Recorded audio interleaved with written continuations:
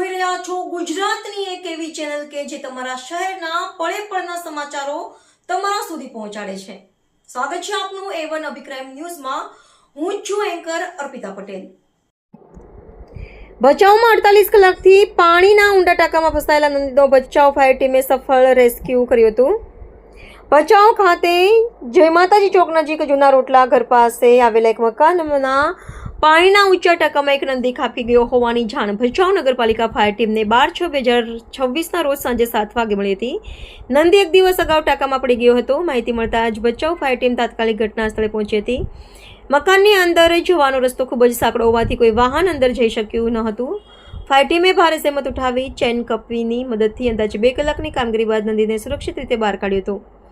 આ રેસ્ક્યુ કામગીરીમાં ફાયર ટીમના પ્રવીણ દાપડા, કુલદીપભાઈ અને શક્તિસિંહે મહત્વની ભૂમિકા ભજવી હતી। ઉપરાંત સેવાભાવી પ્રતાપસિંહ અને વનરાજસિંહ જાડેજાએ પણ કામગીરીમાં જોડાયા હતા। રિપોર્ટર ભરત ઠાકોર।